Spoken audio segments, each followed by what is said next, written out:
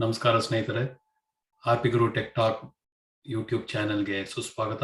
ನನ್ನ ಹೆಸರು ರೇಣುಪ್ರಸಾದ್. Salesforce CRM Workbench ಗೆ ಲಾಗಿನ್ ಮಾಡ್ತಿದ್ದೀನಿ. ಸೊ API ವರ್ಷನ್ 55 ಇದೆ. ಸೊ ಎಲ್ಲ ವರ್ಕ್ ಆಗ್ತಿತ್ತು. ಈಗ ಅಗ್ರಿ ಅಂತ ಕ್ಲಿಕ್ ಮಾಡಿ ಲಾಗಿನ್ ವಿತ್ ಸೇಲ್ಸ್ಫೋರ್ಸ್ ಅಂತ ಕ್ಲಿಕ್ ಮಾಡ್ತೀನಿ. ಕ್ಲಿಕ್ ಮಾಡಿದಾಗ ಅದು ಲಾಗಿನ್ ಮಾಡಿದಾಗ ಎರರ್ ಕೊಡ್ತಾ ಇದೆ.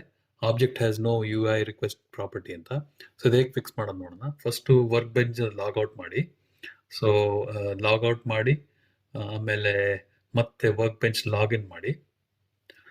ಸೊ ಕೆಳಗಡೆ ನೋಡಿದ್ರೆ ನೀವು ವರ್ಕ್ ಬೆಂಚ್ 56.0 ಅಂತಿದೆ. ಸೊ API ವರ್ಷನ್ 56 ನಾವು ಸೆಲೆಕ್ಟ್ ಮಾಡಬೇಕು. ಅಗ್ರಿ ಅಂತ ಕ್ಲಿಕ್ ಮಾಡಿ, ಲಾಗಿನ್ ವಿತ್ ಸೇಲ್ಸ್ ಫೋರ್ಸ್ ಅಂತ ಕ್ಲಿಕ್ ಮಾಡಿ. ಈಗ ನಂದು ಮುಂಚೆ ಲಾಗಿನ್ ಆಗಿದ್ನಲ್ಲ ನನ್ನ ಆರ್ಗು ಅದಕ್ಕೆ ಲಾಗಿನ್ ಇದೆ. ಸೊ ಅದು ಯೂಸರ್ ನೇಮ್ ಕ್ಲಿಕ್ ಮಾಡಿದಾಗ ಅದು ಲಾಗಿನ್ ಮಾಡುತ್ತೆ ಆಟೋಮೆಟಿಕ್ ಆಗಿ. ಸೊ ಈ ತರ ನಾವು ಎರರ್ ಫಿಕ್ಸ್ ಮಾಡ್ಬೋದು. So API version workbench version match ಆಗಬೇಕು, ಅವಾಗ hope this helps. Thank you.